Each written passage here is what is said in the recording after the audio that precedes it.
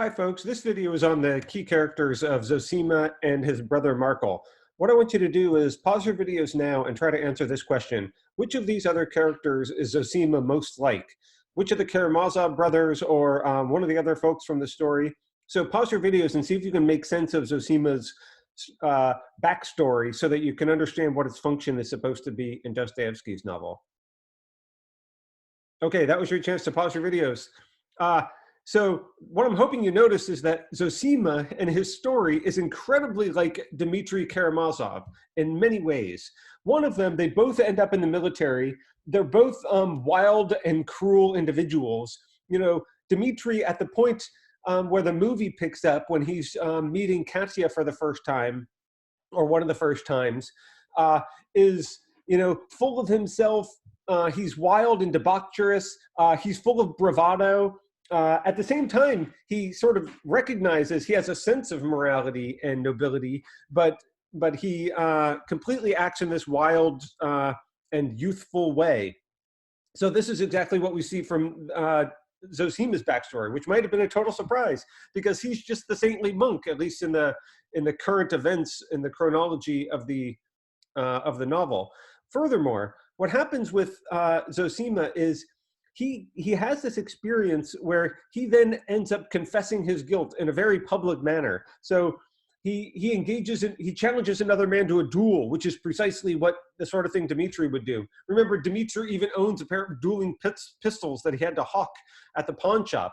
But instead of going through with the duel, Zosima has this transformative experience and then confesses himself and repents and berates himself for his sinful nature. Well, we see Dmitry constantly doing things like insulting other people. Oh, yes, he even challenges, he tries to insult Snegurov so much that he'll like have to fight him. If you remember Ilyusha's father. So Dmitry and Zosima share a whole lot in common. What we need to do is figure out how their stories and the trajectory, the parallel between these two is supposed to be enlightening from Dostoevsky's point of view. The other thing I want you to think about, so that this character of the brother Markel, you might just quickly read over him if you were just reading this novel on your own, but he is so central to what eventually unfolds in the novel. Zosima's whole backstory. So one thing I want you to understand is the parallels between all of this backstory with Zosima and his brother is really supposed to enrich our understanding of the Karamazov family, and it adds this whole another level of depth to Dostoevsky's themes. So remember what happens to Zosima's brother Markel. Markel's the older brother by several years. He befriends a philosopher. Of course, this philosopher is from Moscow. Zosima is won over by the sort of radical philosophical socialist ideas of this philosopher and becomes an atheist. So he becomes sort of a scientific socialist atheist. But what happens to Markel is he has this critical experience when he's coming to the end of his life, and he experiences these moments of rapture, and he almost experiences, it's represented as a kind of mad ecstasy in Dostoevsky. It's this getting in touch with the sacred, which is almost incomprehensible, and it's full of mysticism. And then he starts talking in this completely different way about how wonderful and joyful the world is, as opposed to his previous ideas, how paradise is true. God's paradise is a possibility, but it's not just a possibility, it's a reality, like the world around us. He talks about nature and his connections with nature and the birds. So he becomes a kind of religious mystic almost. And what's really interesting, so there's two things I want you to think about with this character Markel. Number one, Zosima makes a connection between Markel and Alexei or Alyosha. So there's two things going on here. One is Zosima says in several places, Alexei actually reminds me of Markel. He says that, his face has been a constant reminder. And it's not just his face, his spiritual countenance. There's something about Alexei that really reminds Zosima of Markel, and it touches him, and it makes him have this special relationship, and that's how he comes to be the mentor of Markel. The other thing is, so his brother died in his youth. So this is really significant because his Markel becomes a kind of Jesus-like figure in this mystical connection to the divine. And of course, we've already seen how Alexei is a Jesus-like figure. So there's this sort of Christ symbolism associated with Alexei. So of course it cements the connection between Alexei and Markel, that they're both in the sense the same part of the symbolic nexus in being these Jesus-like salvation kind of figures. Because, you know, Zosima says about Markel, this brother was, as it were, a pointer and destination from above. Well, of course, in Dostoevsky's, you know, Orthodox Christianity, of course, it is Jesus is the prime pointer and destination from above. So Jesus is the one who is literally from above, who points the way to the right relationship with God. So it's really essential to notice how Alexei, Markel, and Jesus become this nexus of symbols, and that really cements the relationship between Markel and Alexei. So if you already didn't make the connection between the philosopher from Moscow and Ivan, then where have you been this whole time? So we have this threefold parallel between the Karamazov brothers, Ivan, Alexei, and Dmitri, and the philosopher and Markel and Zosima. So it creates this really important parallel that Dostoevsky is expecting us to understand, the way in which these subplots enrich our understanding of the main plots, of the main story of the Karamazov family. So what I want to say is our main task for the novel is understanding the fate of these three individuals and what Dostoevsky is saying about the human condition because of it. And so my point now is you really can't understand that unless you can really see how these three individuals and the relationship, especially between Zosima and Markel, and the conception of salvation we get from them is actually the template. And that helps us understand the spiritual journey of these characters. And like I said, much of this does not come across in the movie. You absolutely have to be reading these parts of the text in order to get it. Now, let's say, so we've talked a little bit about how Markel gets saved, and it's almost in this mad way, sort of, it's a kind of ecstasy or rapture that borders on madness and mysticism, incomprehensibility for Dostoevsky. Now, what happens with Zosima? So let's continue with his backstory.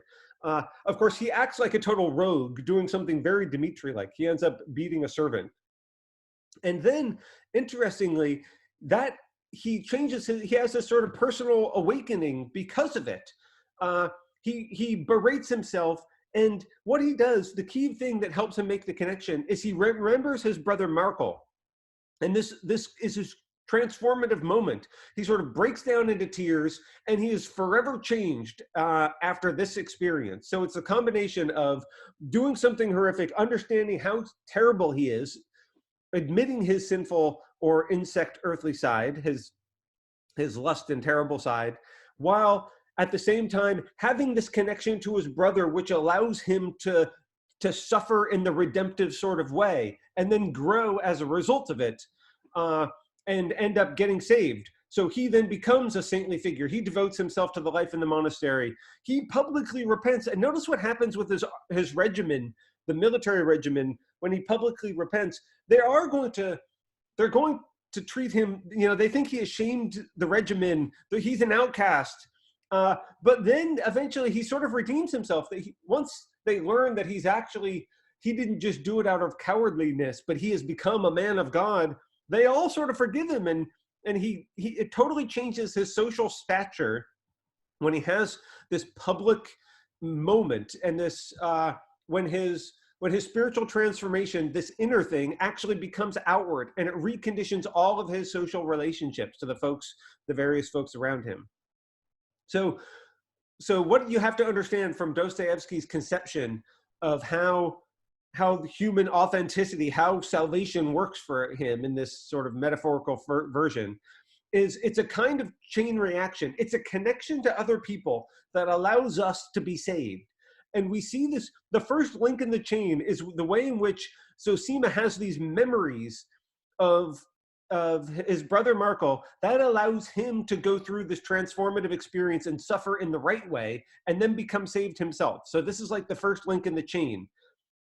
You'll see many references to these childhood memories, how they remained indelibly in my heart. These memories are absolutely key to the rest of the character's salvation too. And it's by connecting to those memories and that allowing oneself to get into the right social relationships in the here and now, which is redemption for Dostoevsky. So here's the first link in the chain. And one reason why I think this subplot is absolutely essential for the rest of the story is because we have all these other characters in sort of the main plot that we want to follow through on. Alexei, Dmitri, Ivan, Grushenka, Katya. We can only understand them in relation to this chain of salvation. This is how we make good on ourselves. This is how we're going to do the impossible and reconcile the conflicting aspects of the human nature for Dostoevsky. So this is what I want you to follow through on. We don't have all the details yet, but this is the payoff for this digression into Zosima's backstory. Now, let me say how this is supposed to do this miraculous thing and allow us to synthesize the conflicting aspects of human nature. The nature of the mystical experience that Markel and then Zosima, and we'll see some other characters going through, is not very obvious and completely easy to understand. So I think it's worth raising questions and pushing Dostoevsky on this. What is he supposed to mean? Markel's experience, he says, each of us is guilty before everyone and for everything. Now, this might sound like standard, Christian dogma, like we have to admit our sin. Everybody is sinful. That's the nature of original sin and whatnot.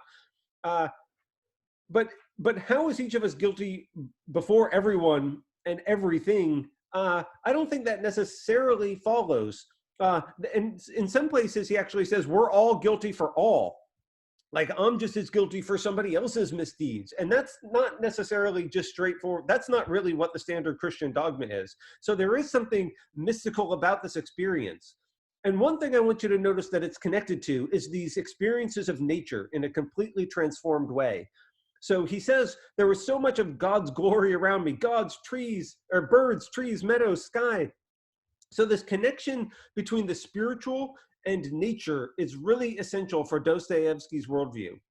And this is how this aspect of the synthesis mediating the dual nature of our lives is going to be possible.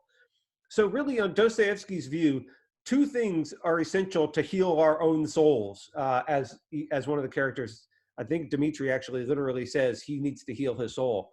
So it's the mystical experience with nature, and it's the healing force of community or our connection to other people that allows us to do this. And notice, I just want you to pause your videos and read through this quote. It's so central to contemplate, to think about what these passages mean, because the beauty of this world of God's, there's two aspects here that I think I really want you to pay attention to. One is we're talking about this world. This is a recovery of the temporal. This is not saying everything's going to be made good in the afterlife. The world is full of suffering now. Children might suffer now, but at least God's going to punish the sinners in the afterlife and reward the saints and the children. This is talking about this world. That's point number one. The other is that this world is completely redeemed. This world is the presence of God. It is holiness actually here. And that gives us a totally different perspective on things like insects. You see, remember the Karamazov condition, and we talked about our base side. The body, this aspect of the duality is the earth, and insect nature. These are the things that Dmitri and others have been talking about as part of the problem. And what they need to do is like extirpate this from themselves and just move on to be the good guys over here. Like, get rid of your body and just become your heavenly soul.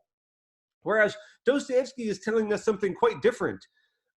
It's through these experiences that nature gets redeemed. And this is how we're going to see a kind of mediation and synthesis of these things. You cannot repress your bodily nature and come to an authentic human experience for Dostoevsky. You cannot get saved in his sense, have a soul, find meaning in your life and heal this conflicting soul within you by denying this or repressing it. What you need to do is find a way to redefine it through these kind of experiences with communality and nature. That's going to let you see actually that, this is not just a month. When I think insect, when Dmitri says insect, I think of cockroach. I feel like he even uses the cockroach as an example. But when we're talking about these other examples, each little bug and ant and golden bee, this sounds so cute and redeeming and wonderful. So just because we're talking about the earth here doesn't mean we have to take it with this negative valence in a pejorative sense, that it has to be evil and sinful and base. It actually, this very same earth, when we think about it in a very different way, can be beautiful, full of life in a positive way. This can actually literally be paradise now.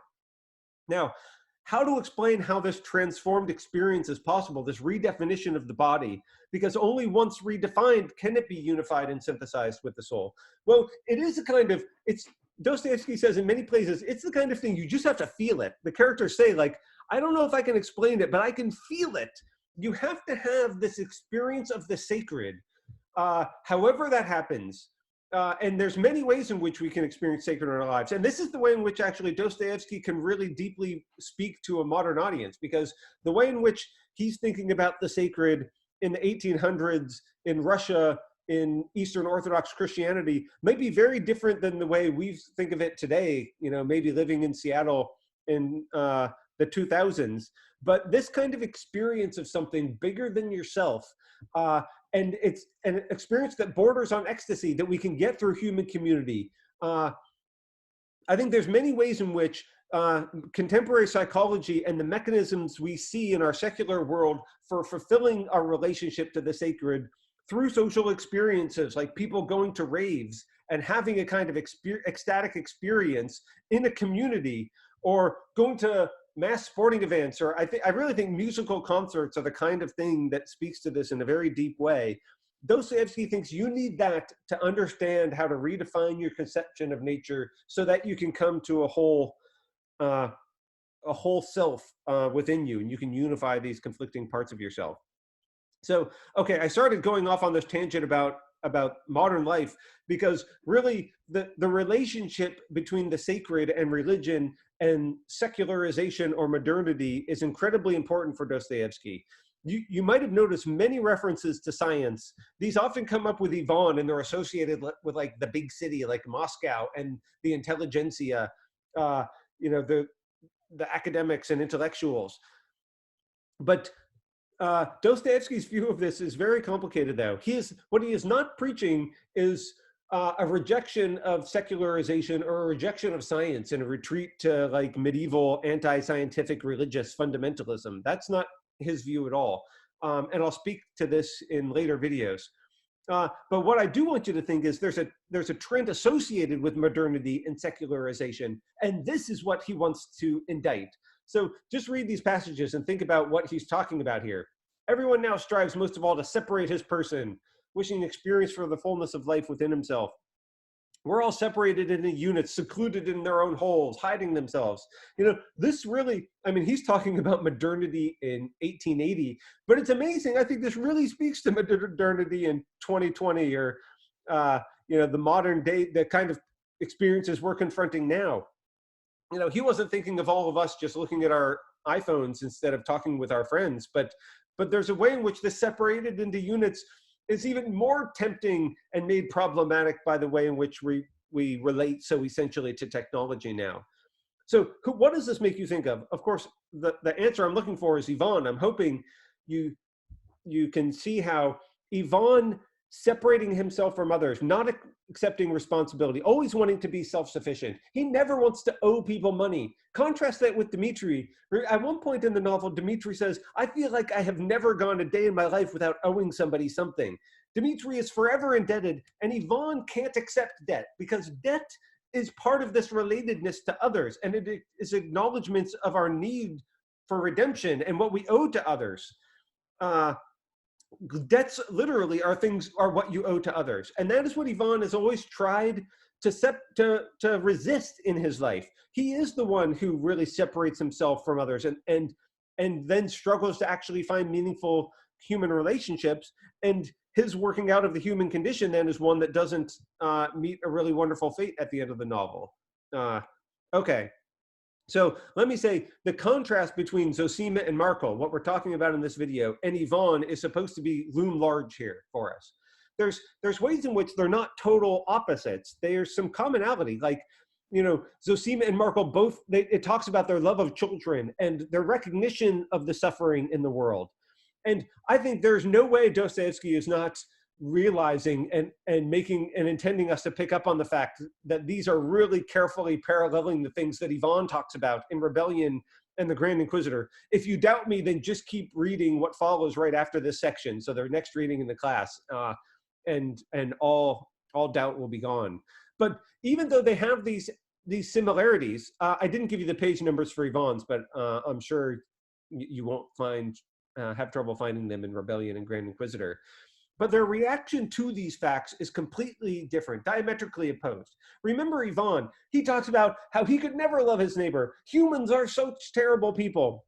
And whenever he's actually not saying how terrible they are, he's looking down on them as if the perspective of the Grand Inquisitor is the superior one who has to actually take care of all these foolish people, these foolish believers. Animal cruelty is an affront to animals. It's humans are the most cruel people. And of course, he blames God.